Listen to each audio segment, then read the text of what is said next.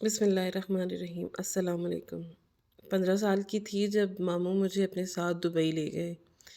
کیونکہ میں یتیم تھی، ماموں نے مجھے ایک حبشی کو بیچ دیا۔ نہ تو حبشی میرے ساتھ غلط کرتا اور نہ ہی کوئی کام کرواتا۔ میں تو حیران تھی کہ حبشی کے گھر میں بوڑھی عورت ملازمہ مجھے اشاروں سے روز کہتی کہ بھاگ جاؤ ورنہ تمہارا انجام بھی بہت برا ہوگا۔ میں انجان ملک میں کہاں جاتی؟ جب میں نے اس کی بات نہ مانی تو وہ مجھے تہہ خانے میں لے گئی۔ میرے تو جسم لرز گیا اندر۔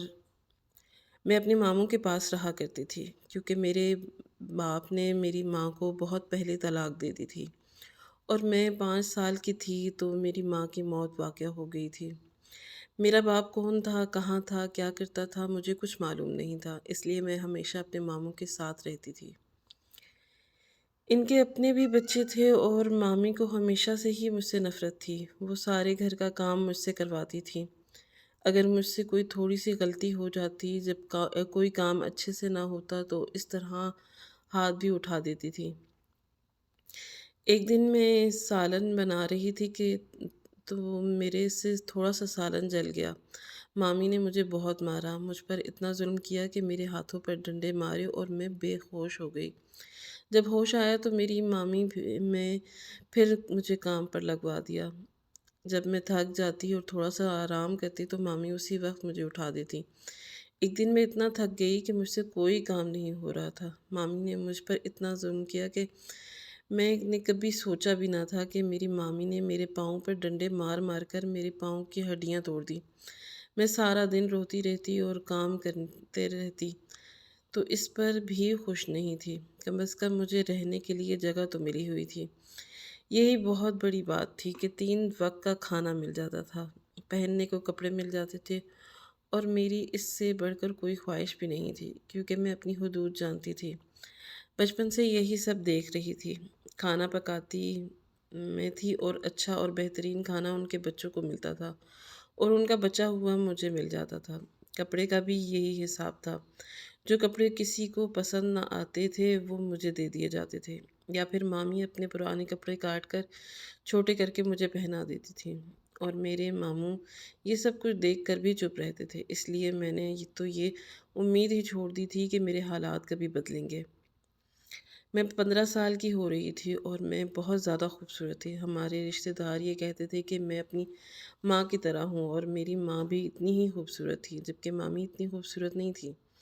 اسی وجہ سے ان کی بیٹی اتنی خوبصورت نہیں تھی اور اب وہ لوگ اس چیز سے بھی جلتی تھی اور مجھے اس چیز پر بھی نشانہ بنایا جاتا تھا، لیکن اس میں میرا تو کوئی قصور نہیں تھا، اس لیے میں خاموش رہا کرتی تھی۔ ایک دن ماموں جب کام سے واپس آئے تو مجھے کہا، تمہارے رشتے کی بات چلا رہا ہوں ایک جگہ، تمہاری شادی کروں گا، تمہیں اس گھر سے اور ان کے مسائل سے نجات مل جائے گی۔ میرے لیے شادی یا اس طرح کی کوئی چیز کوئی معنی نہیں رکھتی تھی کیونکہ میں نے کبھی اس بات پر سوچا ہی نہیں تھا۔ لیکن جب ماموں نے مجھے اس طرح اس سب مظالم سے نجات کی راہ دکھائی تو مجھے بھی لگا کہ میری زندگی آسان ہو جائے گی، اس لیے میں خوش رہنے لگی۔ ماموں نے کہا کہ اس بات کا ذکر ابھی اپنی مامی سے مت کرنا ورنہ وہ اس میں بھی روڑے اڑکائے گی۔ میں خوش رہنے لگی تھی، مجھے لگتا تھا کہ میں بہت جلد اس گھر سے چلی جاؤں گی اور میری ساری مشکلات کا خاتمہ ہو جائے گا۔ وہ گھر میرا اپنا ہوگا، میرے شوہر کا ہوگا اور میں اپنی مرضی سے وہاں رہ سکوں گی، اپنی مرضی کا پہنوں گی، اپنی مرضی کا کھاؤں گی اور اس طرح کے بہت سے خواب میں نے دیکھنے لگ گئی۔ حالانکہ میری عمر اتنی نہیں تھی اور میں نے باہر کی دنیا بھی نہیں دیکھی تھی، لیکن مجھ پر گزرنے والے حالات نے مجھے وقت سے بہت پہلے ہی بڑا کر دیا تھا۔ اور جب ماموں نے گھر میں ذکر کیا کہ میں اس کی شادی کروا رہا ہوں تو میں بھی چھپ کر سن رہی تھی۔ اب میری مامی اور ماموں زاد کیا کہیں گے؟ مامی نے پوچھا کہ لڑکا کون ہے، کیا کرتا ہے؟ تو ماموں نے بتایا کہ وہ دبئی میں ہوتا ہے۔ اس پر میری مامی واویلا کرنے لگی کہ اتنی اچھی جگہ شادی کیوں کر رہے ہو؟ اس کی شادی کی جگہ اپنی بیٹی کی شادی کرو۔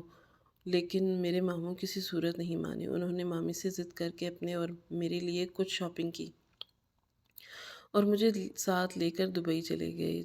جس دن میں ان کے گھر سے نکلی مجھے یوں لگا کہ میری تمام محرومیوں کا ازالہ ہو جائے گا اور دبئی کے بارے میں میں نے جو سنا تھا اس کے مطابق وہ تو بہت بڑا ملک تھا، اور دبئی میں رہنے والے بندے سے شادی کرنا اس کا مطلب ہے کہ پیسوں میں کھیلنا، اور بس میں اسی قسم کے خواب دیکھ رہی تھی کہ وہ اپنی بیٹیوں کو چھوڑ کر مجھے ایک امیر اور اچھے شخص کے ساتھ کیوں شادی کروا رہے ہیں۔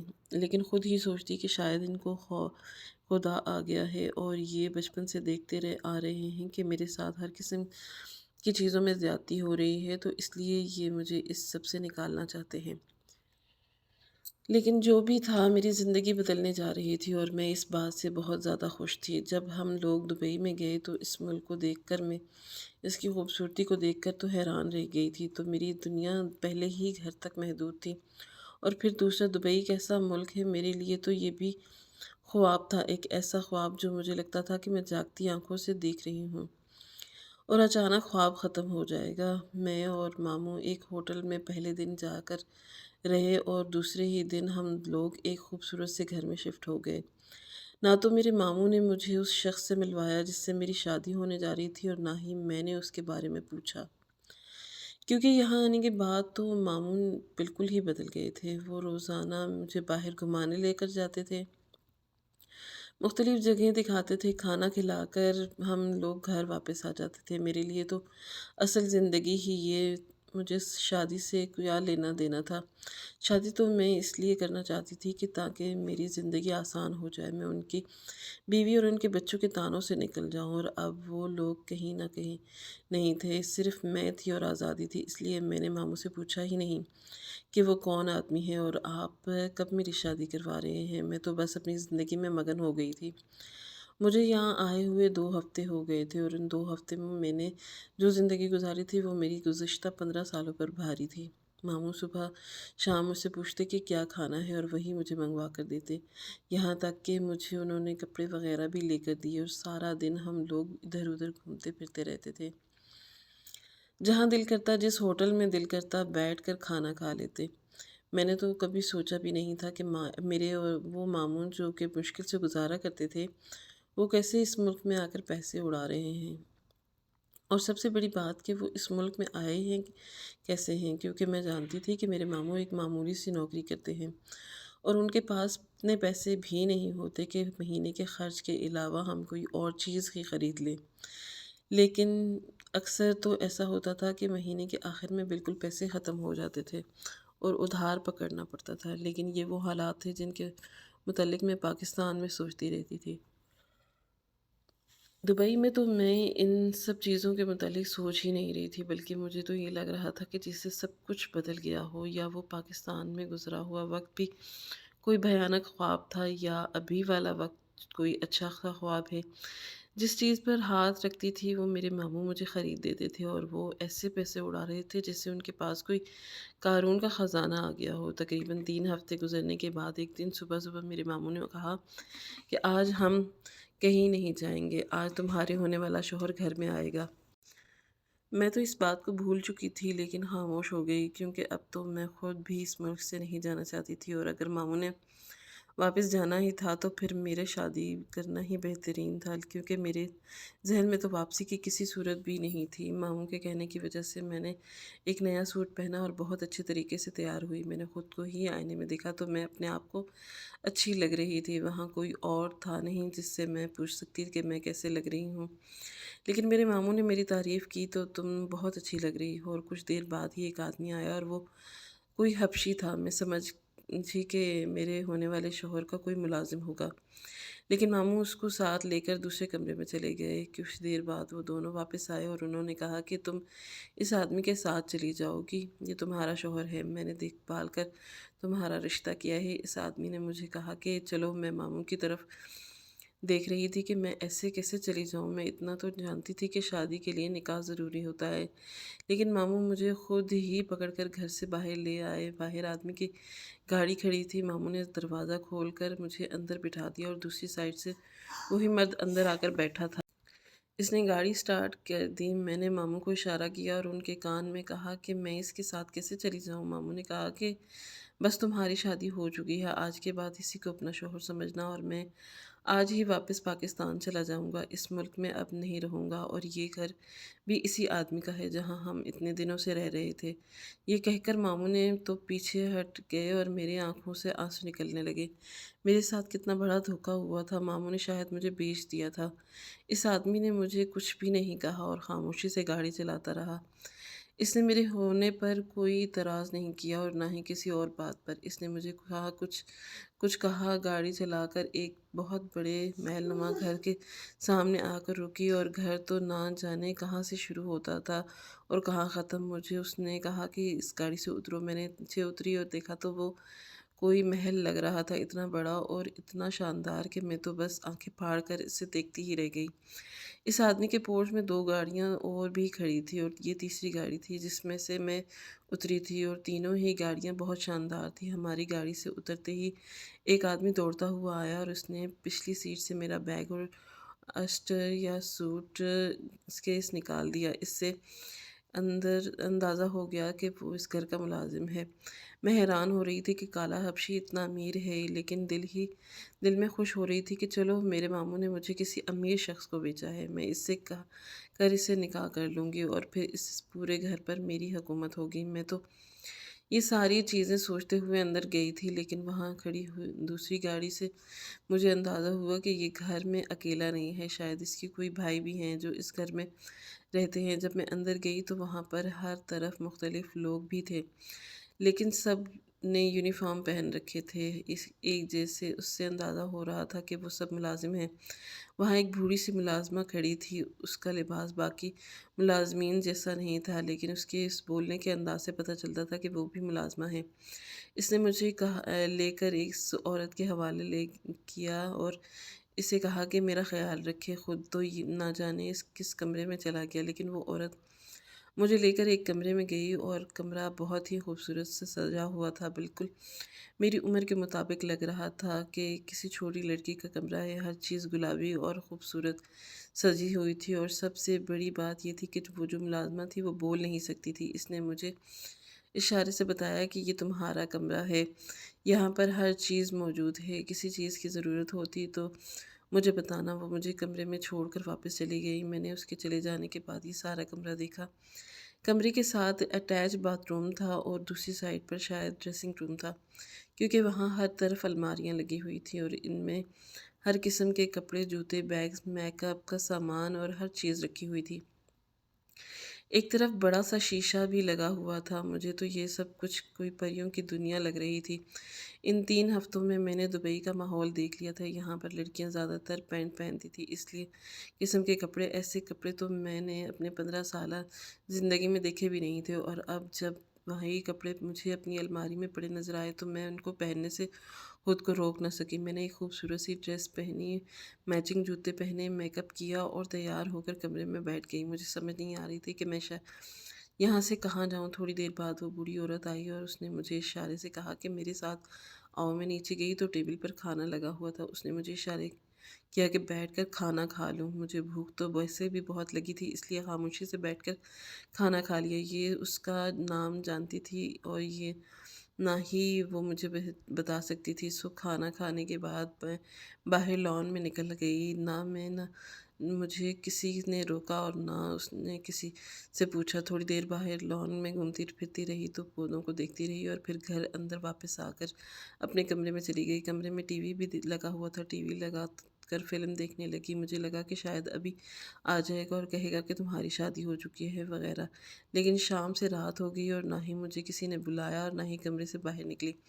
رات کو میں کمرے سے باہر نکلی تو سامنے ایک کچن تھا جس میں کچھ ملازمین کھانا پکا رہے تھے۔ عورت نے مجھے اشاروں میں پوچھا کہ مجھے کچھ چاہیے تو میں نے اسے کہا کہ مجھے پتہ ہے، میں خود ہی لے لوں گی۔ میں نے اس سے پوچھا کہ وہ سر کہاں گئے ہیں، لیکن اس نے کہا کہ اسے کچھ معلوم نہیں کیونکہ وہ اپنی مرضی کے مالک ہیں۔ میں نے پھر کھانا کھایا، تھوڑی دیر واک کی اور اپنے کمرے میں واپس آ گئی، اور رات میں سکون سے کمرے کا لاک لگا کر سو گئی۔ صبح اٹھی تو میں کمرے میں اکیلی تھی۔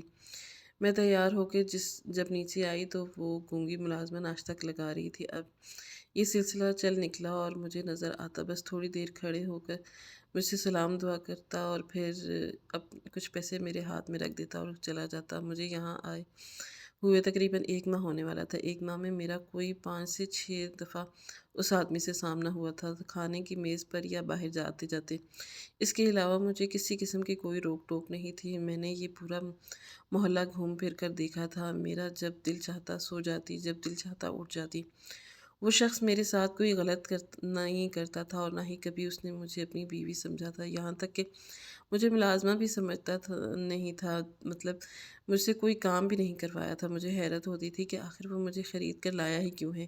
اور ایک دن جب میں باہر لان میں بیٹھی ہوئی تھی، مجھے لگا کہ اس آدمی کے پاس بھی فرصت ہے، اور اگر میرے پاس بیٹھ گیا اور ہم ادھر ادھر کی باتیں کرنے لگے۔ مجھ سے میرا نام پوچھا کہ کتنا پڑھی ہوئی ہو، تو کیا پڑھا لیتی ہو، کیا مصروفیت ہے، یہاں آنے سے پہلے کیا کرتی تھی، کہاں رہتی تھی، کون کون تھا گھر میں، یہ ساری باتیں وہ مجھ سے پوچھنے لگا۔ مجھے حیرت ہوئی، کیسے بندہ ہے، میرے بارے میں کچھ نہیں جانتا، تو اس نے میری سے شادی کیوں کی ہے، یا اس نے مجھے کیوں خریدا ہے۔ لیکن اس باتیں کرنا مجھے اچھا لگ رہا تھا، کیونکہ سارے ملازمین مصروف رہتے تھے، اپنے اپنے کاموں میں رکھے ہوئے تھے، میرے ساتھ ساتھ وہ بات نہیں کر سکتی تھی، اور میں باتیں کرنے کے لیے ترستی تھی۔ وہ میرے ساتھ باتیں کر کے اٹھ کر چلا گیا، لیکن اس کے بعد اس بوڑھی ملازمہ نے مجھے اشاروں سے کہا کہ جتنا جلدی ہو سکتا ہے یہاں سے بھاگ جاؤ، ورنہ بہت برا ہوگا۔ میں اس کے اشارے بڑی حد تک سمجھنے لگی تھی۔ میں نے اسے کہا کہ ایسا کیا ہے،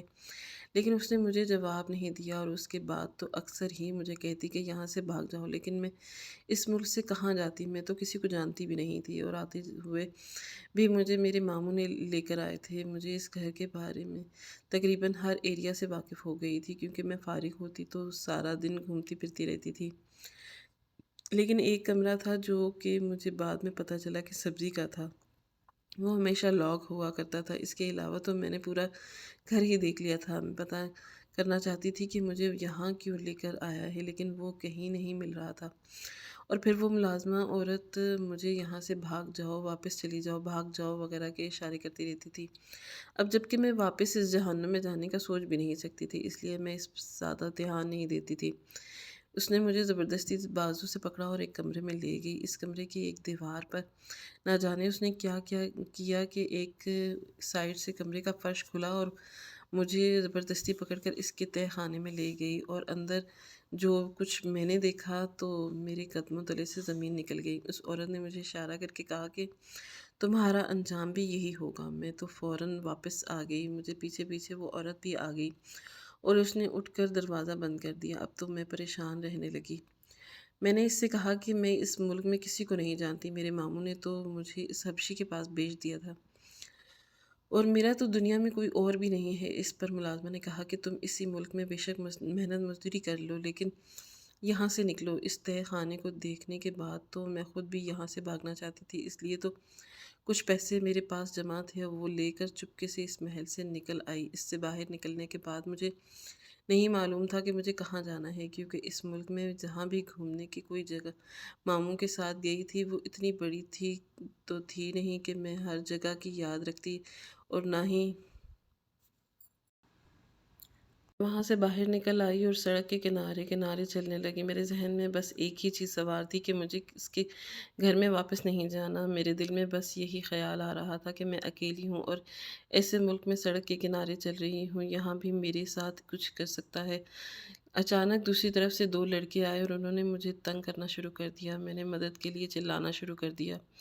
تھوڑی دیر ہی گزری تھی کہ ایک گاڑی میرے پاس آ کر رکی، اور اس میں سے وہی حبشی نکلا۔ اس نے ان لڑکوں کو کچھ کہا اور وہ بھاگ گئے۔ اس نے مجھے پکڑ کر گاڑی میں بٹھایا اور بغیر کچھ کہے گاڑی سٹارٹ کر دی۔ میں دوبارہ خود کو اس حبشی کے پاس دیکھ کر پریشان ہو گئی۔ وہ حبشی محل کی طرف گاڑی لے گیا، اور گھر کے پورچ میں گاڑی روکی، اور مجھے زبردستی بازو سے پکڑ کر نیچے اتارا اور اندر لے گیا۔ جا کر مجھے بٹھا دیا اور مجھ سے پوچھا کہ میں کہاں جا رہی تھی اور کیوں گئی تھی، تو اس کا لہجہ سن کر رونے لگی، اور میں نے اس کو کہا کہ میں مرنا نہیں چاہتی، جبکہ آپ کے تہہ خانے میں دیکھ چکی ہوں کہ آپ لوگ شادی کر کے لوگوں کو وہاں مار دیتے ہیں۔ وہاں مجھے مختلف قسم کی ہڈیاں نظر آئی ہیں۔ اس نے مجھے بتایا کہ وہ ہڈیاں ان لوگوں کی ہیں جو لوگ ان کے گینگ کے خلاف کام کرتے ہیں، ان کو اٹھا کر اس تہہ خانے میں پھینک دیا جاتا ہے، اور ایک منسٹر، اور اس نے مجھے اس لیے خریدا ہے کہ اس سے خوبصورت لڑکی کی تلاش تھی جس کو وہ اپنی بیٹی بنا کر پیش کر سکتا، کیونکہ ابھی گینگ میں اس نے سب کو وہ یہی کہا ہے کہ وہ شادی شدہ ہے اور اس کی بیٹی بھی ہے، اور اس کی بیٹی ایشیائی ہے، اس نے پاکستانی سے شادی کی تھی، اور اس کو جھوٹ سچ کرنے کے لیے ہی اس نے مجھے خریدا ہے۔ اس جھوٹ کے پیچھے مقصد یہ ہے کہ اس گینگ کے پاس کچھ شیعہ لڑکیاں ہیں اور وہ ان کو آگے فروغ کرنا چاہتا ہے، جبکہ میں لڑکیوں کو بچانا چاہتا ہوں۔ اور جب میں نے ان کو بچایا تو میرے گینگ نے مجھ سے پوچھا کہ تمہیں ایشیاؤں سے اتنا پیار کیوں ہے، جس میں نے انہیں کہا کہ میری بھی بیٹی ہے، میں انہیں بھی اپنی بیٹی بنا کر اپنے محل میں رکھنا چاہتا ہوں، انہیں معلوم نہ ہو کہ میں شادی شدہ نہیں ہوں، اس لیے میں نے تم سے نکاح بھی نہیں کیا اور تمہارے ماموں کو اس لیے رقم دی کہ وہ پلٹ کر واپس کبھی نہ آئے اور تم میری بیٹی بن کر رہو۔ میں تو اس کی یہ بات سن کر حیران رہ گئی اور دل میں شرمندہ ہونے لگی کہ وہ شخص تو مجھے اپنی بیٹی بنا رہا تھا اور میں اس کی بیوی بننے پر تلی ہوئی تھی، لیکن دوسرے ہی دن وہ شخص نہ جانے کیسے کاغذات میں میرے نام کے ساتھ اپنا نام لکھوا کے والدیت میں اور قانونی طور پر اس شخص کی بیٹی بن گئی تھی، اور جس محل پہ راج کرنے کا سوچ رہی تھی اس میں میرا مکمل قبضہ ہو گیا تھا، اور شاید میرے لالچ نہ کرنے کا انعام تھا۔ سچ کہتے ہیں کہ ہر مشکل کے بعد آسانی ہوتی ہے۔ ناظرین، مزید اس طرح کی سبق آموز کہانیاں سننے کے لیے ہماری ویڈیوز کو لائک کریں، شیئر کریں اور ہمارے چینل کو سبسکرائب کریں۔